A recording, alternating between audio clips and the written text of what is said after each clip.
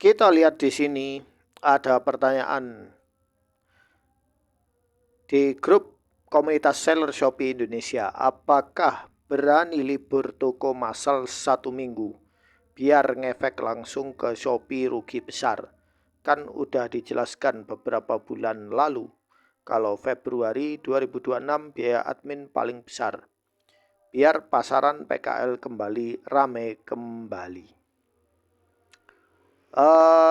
Ini adalah pertanyaan sekaligus tantangan.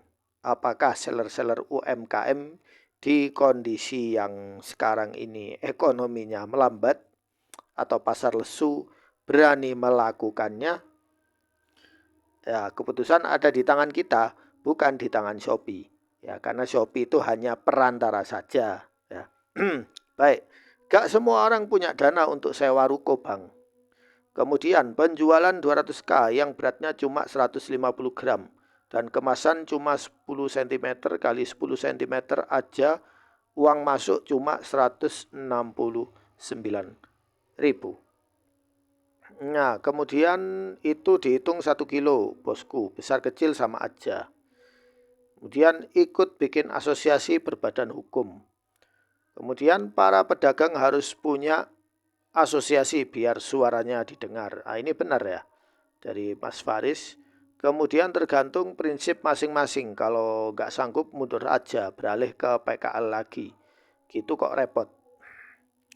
Kan udah diumumkan beberapa bulan sebelumnya oleh Purbaya setelah menjabat menggantikan Mulyani kalau Februari sebelum Lebaran akan kena pajak paling besar. Istilahnya harga sama harga di pasaran biar pasar maupun PKL kembali rame. Ya ini solusinya ya bagus ya. Jadi nanti yang beli di Shopee bakal lebih mahal daripada yang beli secara offline. Nah, ini permainan yang sangat bagus ya. Lalu apakah Shopee akan diam dengan hal ini? Saya rasa tidak ya.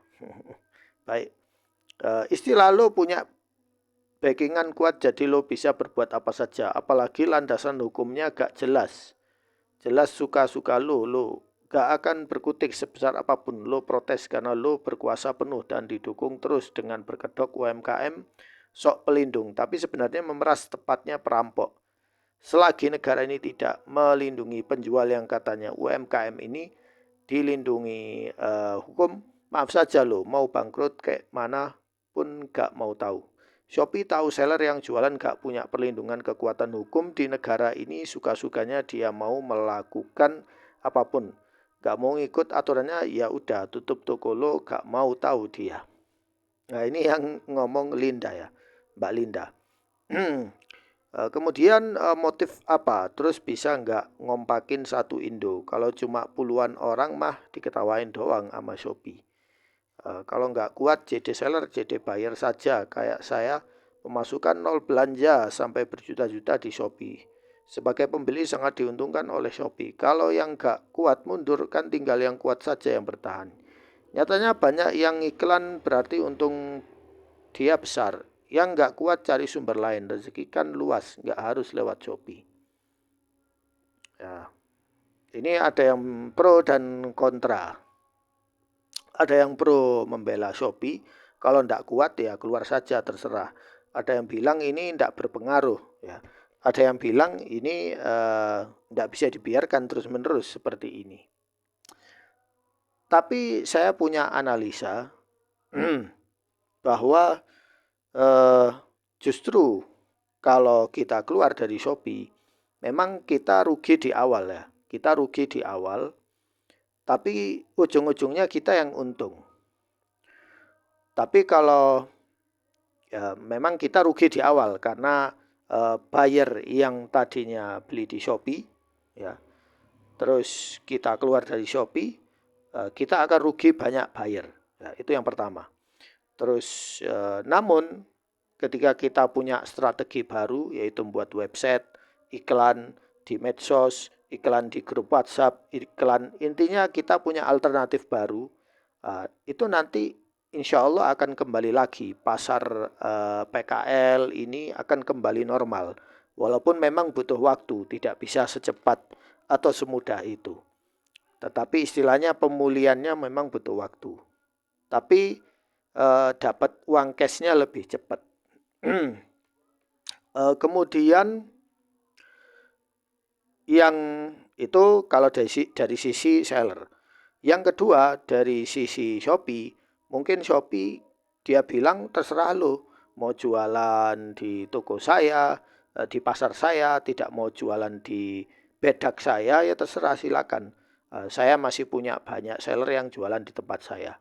Ya, mungkin Shopee bisa menang di situ. Dia merasa wah ada orang-orang seller-seller UMKM yang pada keluar, tidak masalah nih, masih banyak seller yang masih jualan di tempat saya.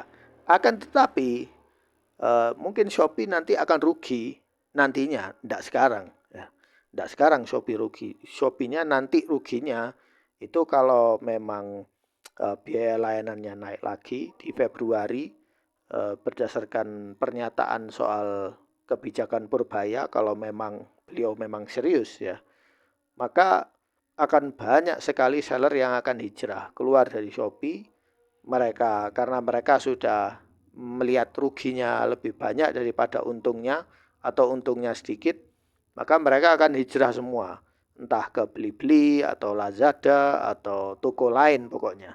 Intinya mereka akan hijrah ya. Mereka akan hijrah ya, berangsur-angsur sedikit demi sedikit. Maka Shopee akan kehilangan banyak seller.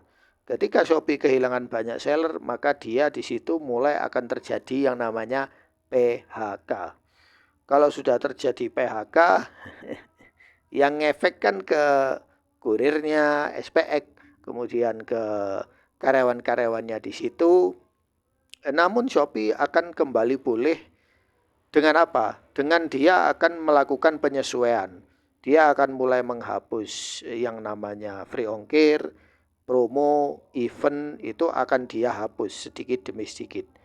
Karena dia sudah tidak bisa, algoritmanya sudah mulai berubah. Ya, dia melihat seller sudah mulai kabur, keluar dari bedaknya, keluar dari gedung pasarnya.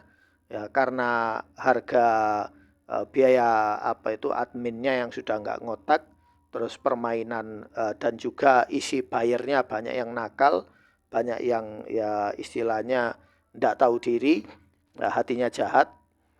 Maka seller akan kabur. Shopee akan mulai evaluasi, ini tidak bisa dibiarkan.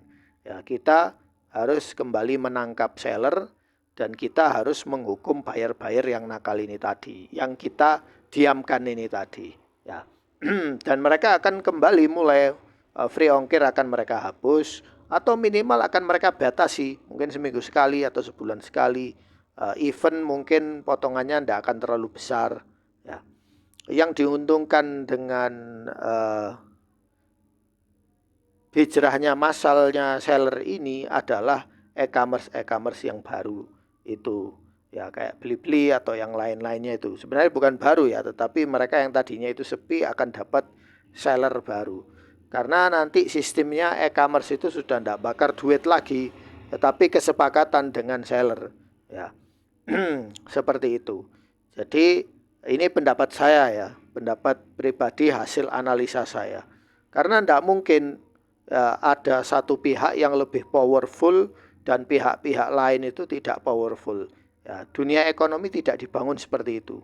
Dunia ekonomi itu dibangun harus atas dasar kerjasama, sama-sama menguntungkan. Ya, muamalah itu harus ada maksab ya, dalam istilahnya bahasa Arab itu harus ada maksab ya.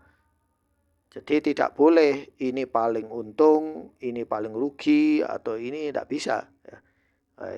Orang kalau jualan dagang, kalau dia tidak untung itu berarti dia bodoh ya. Dia harus lebih pinter ya. Kalau ini merugikan, buat apa saya jualan sama, buat apa saya kerjasama sama orang ini. Dalam ilmu bisnis itu sudah seperti itu. Mau itu kerjasama, kongsi, sewa, kontrak. Kalau ruginya besar, buat apa sewa? Kalau kerjasamanya seperti online ini rugi banyak, ya buat apa saya bekerja sama orang yang nggak peduli ini? Ya sudah, saya pisah saja. Ya. Nggak masalah. Ya. Mungkin kalian punya pendapat, silakan tulis di kolom komentar. Sekian.